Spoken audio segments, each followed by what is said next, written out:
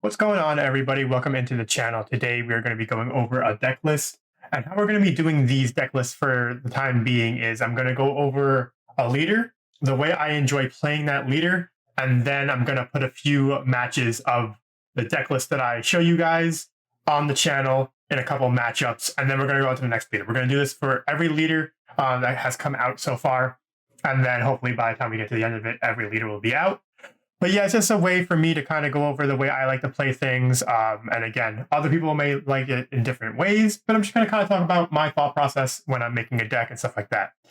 So today we are going to be going over Leia Organa, Alliance General, right? Which her leader ability, she, for an action, you may attack with a rebel, and then you can attack with another rebel. This is extreme value. You are able to basically attack twice in one action.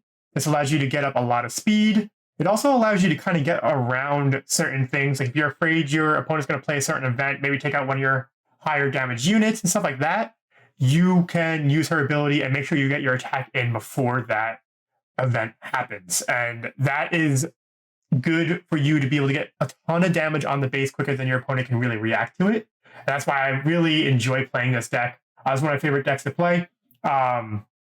I think that it's just extremely fast. It's a lot of fun. Plus, I like the Rebel engine with it. It's nice. With that being said, when she becomes a leader unit, she gets raid 1. And then when this unit completes an attack, you may attack with another Rebel unit again, adding to that speed. You can attack with her. She's going to be able to do at least 4 damage on her attack. And then you're going to be able to attack with another unit, adding to that speed. It's just a really fast, fun deck. I know I talked about how I didn't really like aggro, but this is, to me, is a little bit different. I don't know. Maybe it's not. But with that being said, the base I like to play is Tarkin Town. It allows you to deal 3 damage to a damaged unit. Remember to keep that in mind. The unit has to be damaged for you to be able to deal that 3 damage. It's good to be able to attack into something that might be a threat and then use the base to kind of take out a big threat. That might be one of the things that can become an issue with this deck. You end up getting someone who plays a Sentinel that has a pretty decent amount of HP. You're not able to swing over in one attack. You can swing into it, and then you can use the base to kind of finish it off, and then allowing your troops to kind of go in and attack the base without having to worry about that Sentinel. So that's something to keep in mind. You can also go ahead and you can play the Catacombs of Cadrea, I think something like that. Cadera. I actually forgot the name of it, but it's just a 30 HP red base. If you rather have the 30 HP over the 25, if you value HP over the ability, right? But yeah, this leader is a lot of fun. Again, as you see here, I'm going to be playing it aggression. So let's go ahead and get into the units here. We're going to start with the ground units, and we're going to start with Spec Force Soldier. Now, Spec Force Soldier is pretty good. It is a 1 cost, and so that's pretty solid. Also, when it comes into play, it takes away... When Spec Force Soldier comes into play, a unit loses Sentinel for this phase. So it could be really good if your opponent has played a Sentinel, right? It's only a 1 cost. So it's like I like to hold on to these as long as possible just to kind of get around Sentinels. Because if someone plays a Sentinel, you play this, they lose Sentinel, and then you just go ahead and you flood their base again. Really what you want to do with this deck, and this is kind of what I focused around, is playing a lot of really small units.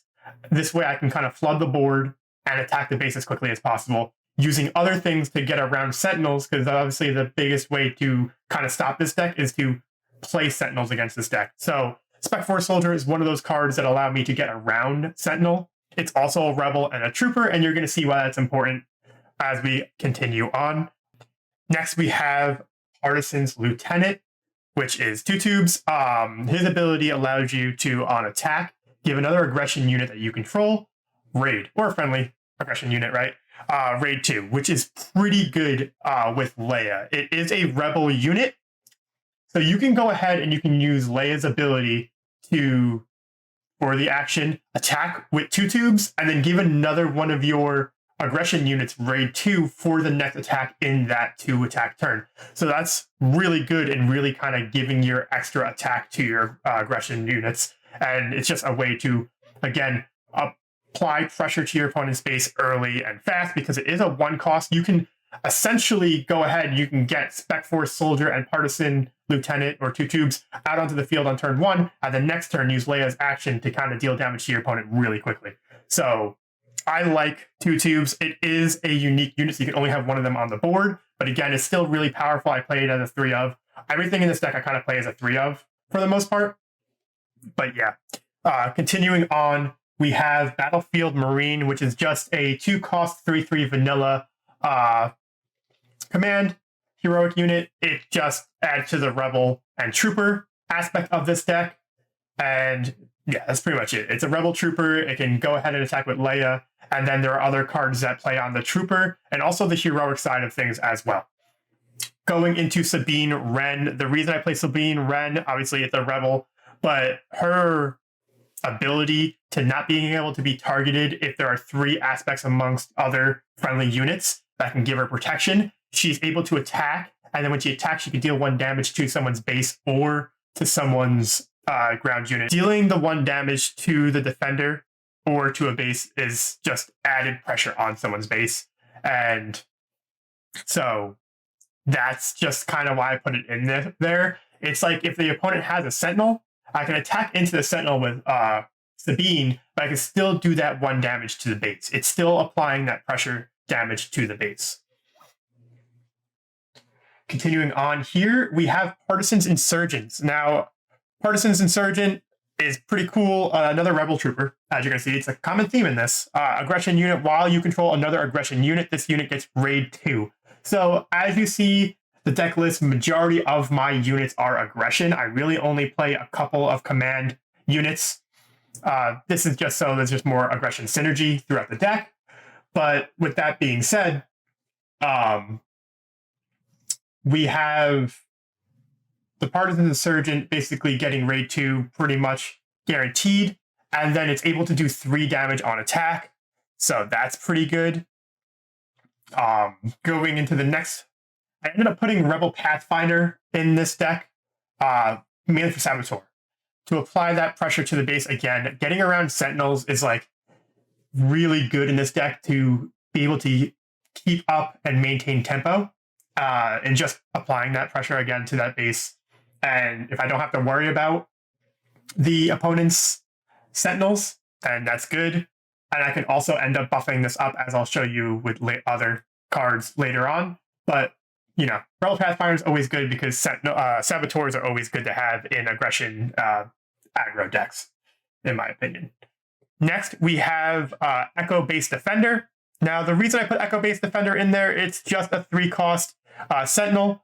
It's just kind of for my own protection if I need it.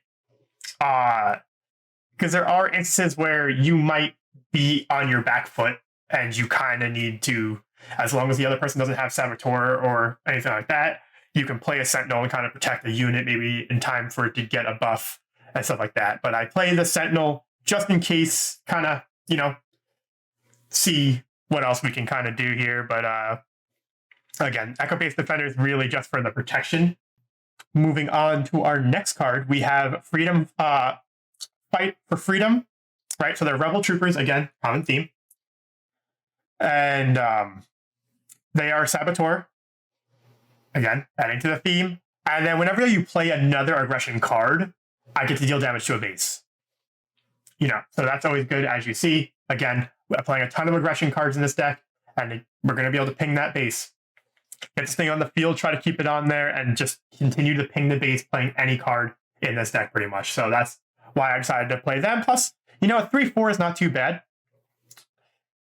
Continuing on, we have Fleet Lieutenant. Fleet Lieutenant is good, again, to apply pressure. Because when played, you may attack with a unit. If it's a Rebel unit, which a lot of my units are, it gains +2/+0. So it will be doing more damage than normal when Fleet Lieutenant is played. Continuing on here, we have Cassian's Counterpart. Now, Cassian's Counterpart, K2SO, I love K2SO as a character in um, Rogue One. I always enjoyed his character, and his card is really good as well in this deck. There are cards that can kind of buff him up, and he is a rebel unit. So you can go ahead and use other things to buff him up. It has Overwhelm, and for each opponent, when defeated, choose one. Either deal 3 damage to that player's base, which is again a pretty decent hit to the base, or that player discards a card from their hand. That can be really good as well. Yeah, so we see here you get that pressure from attacking into things and doing Overwhelm, right? And even if you end up dying, you can do even more damage to the base. He's really good. And also, again, late game, if your opponent has very low cards in hands, you can just have them, if you don't actually need the damage on the base, you just have them discard a card, and that might set them back. So then they can't respond to your, over flooding, attack of rebels and troopers. So K2SO, 3 of, I think he's a really, really good card. He's awesome. Plus, he's a great character. Use him. The final ground unit that I use in this deck, I use General Dodona at a 3 of. I mean, that could probably go down to a 2 of. It's really just to have him on the board to kind of buff up your other units if need be. But a lot of the time I find he's good to have, you get that extra experience on every single unit in this deck. Cool. But sometimes, I end up just throwing them in as a resource because my smaller units can kind of get the job done faster. But when it comes to playing a longer game, if you get stuck in a longer game, I think General Dodona is good just to have as a backup to kind of beef up your guys if you have to get into that kind of slugfest, So that's going to do it for the ground units. We're going to move into space. I don't really have many space units, not going to lie. But we are going to be playing Green Squadron A Wing, Raid 2. It's a 2 cost. So basically, when he attacks, he gets +2, +0. Just good to get quick 3 damage on your opponent's base. Red 3. I like Red 3. It has Raid +1. Each other friendly heroic unit gains Raid 1. So we have a lot of heroic units in this deck, and so they're all going to be gaining extra attack when this is on the board. I love this card. It just, again, creates that pressure for your opponent to have to deal with it quickly, because if he or she doesn't, then boom, they're getting flooded with extra 1 damage. And again, I have so many low-cost units that Raid 1 on 3 different units, that's going to be added 3 damage per turn, and that could be significant, right? And then, Wing Leader, kind of a staple for Rebel decks, gives 2 experience when played to another Rebel unit. So that's always good. When you're mixing that in with K2SO, right, it's getting +2, and so it can do Overwhelm with extra experience and just start wrecking house. And then you get General Dodona with K2SO, Red 3 with it as well. There are ways to make units, and it's not just K2SO. Everything else in this deck kind of does the same thing. If you play Wing Leader, you're going to give something 2 experience, and you're going to make it a threat. And that's what I like about this deck. Everything kind of works very well together. And at the end of the video, we are going to go over cards that you could put into the deck that I am missing, quote unquote missing. If you say hey, why aren't you playing this? I'm going to kind of go over a few cards. And again, if there are cards that you think I'm missing, let me know in the comments, because obviously my deck list might not be the best deck list. It's just how I like to play and how I enjoy playing the character.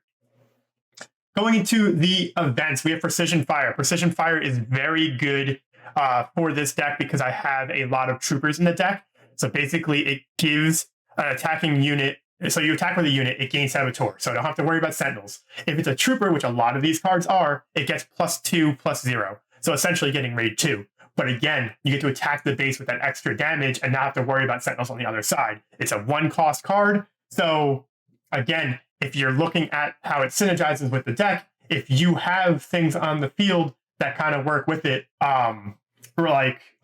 Fighters for Freedom, I played that. It does an extra 1 damage from that. Then I get to go ahead and attack. It's just very good for what the deck is trying to do, right? Next, we have Keep Fighting. Keep Fighting for aggression decks is a must at 3 cost. ready a unit with 3 or less power. Now, the way that it works with this deck, and I have done this in the past, where I can have a 3 damage unit, I can have red 3 on the board, and I had 2 keep fightings in my hand. So I attack with the 3, it becomes a 4 damage card. I ready it up, I attack again, and I ready it up again, and I attack again. So that was basically 12 damage just from that 1/3 damage card, but with the combination of red 3 and keep fighting, I was able to use that 1 card to do 12 damage in 1 phase, which is ridiculously good value. It's so good. If you're playing a deck like this, again, you definitely need to have it as a 3 of. Moving on, we have for a cause I believe in, it allows you to look at the top 4 cards of your deck, and for every heroic card in those 4 cards, you deal 1 damage to your opponent's base. Now you can do up to 4 damage, obviously. That's pretty good in itself. And then you can put to the trash or graveyard or whatever you want to call it, the dumpster, any amount of those cards, and then reorganize the cards in any way you want if you don't want to put them into the trash, right?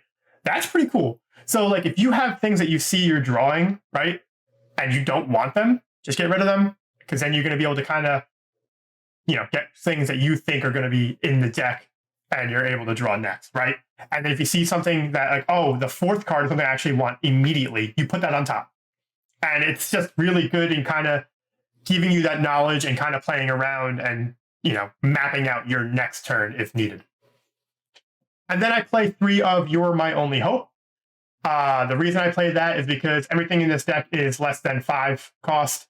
So basically, I can just play anything from my deck for free, essentially. And, I'm kind of hoping for General Dodona. I'm kind of hoping for K2SO from those cards, or a Keep Fighting and stuff like that to kind of progress my turn if need be. But yeah, I'm kind of hoping for K2SO and General Dodona off the You're My Only Hope. But again, any of these cards in this deck, they work so well together. I have a ton of fun with this deck. It's just really fast and is really fun to play. And I think that this deck list is pretty okay. And again, obviously, I'm going to be missing some things. I try to keep it close to 50. I believe it's 52 cards. If my math is wrong, then I'm just bad at math. But I'm trying to keep it close to that 50 mark. Cards that I could see people saying that I should be using in the deck, right? I'm just going to kind of go over a couple of good ones that could work, right? One of them is Infiltrator's Skill. The reason I didn't play it is because, essentially that's actually just better precision fire, but I haven't had the problem with the events currently, but I probably should be playing Infiltrator's Skill in this deck, just mainly because you get Saboteur permanently and you get +1/+1. So really, I should be playing Infiltrator's Skill. I might go ahead and kind of mix things up, maybe get rid of You're My Only Hope and put Infiltrator's Skill in there, because You're My Only Hope is not really that important in this deck, because I'm not playing anything of like extreme cost. So I can see that argument right there, right? Infiltrator's Skill, get that in there, at least have a 2 of, if not a 3 of, and get rid of some You're My Only Hope. That's one card. Mission Briefing. Mission Briefing, draw power is always good in a deck. I just haven't had a problem to the point where I needed to draw cards in this deck yet. Again, obviously you're going to run into that at some point, but Mission Briefing, another card that can be really good in this deck. Open Fire is just a way to deal 4 damage to your opponent's unit. If there's a unit that, like even a Sentinel, a 3 HP Sentinel, I just play Open Fire, it goes away. That's something I can see people arguing that I should use in the deck. As we kind of continue, Black 1 is a unit that I contemplating putting in the deck. It is a 6 cost. It allows you to, when played and when defeated, you may discard your hand if you do draw 3 cards. This will basically allow you to, you kind of want to make sure your hand is very low when you do this. If you have, like, this is your last card in your hand, it's perfect. If this card is the last card in your hand and you play it and you just get to draw 3 cards, that's really good value. And then also, if you attack into something and die while you have 0 cards, it's just a good way to draw cards. So Black 1 is another card that I definitely thought about adding to the deck, and I can see myself adding at some point in the future. I just haven't done that just yet. And then resupply, always a good card in any command deck. The thing is, I just thought that I have nothing of high cost. I don't need to really resource ramp, because essentially you're wasting a turn. Like if you're playing this turn 3, you're playing resupply turn 3, you're kind of losing out on what the deck is trying to do. And with that being said, I just didn't think that resupply was really needed in this deck.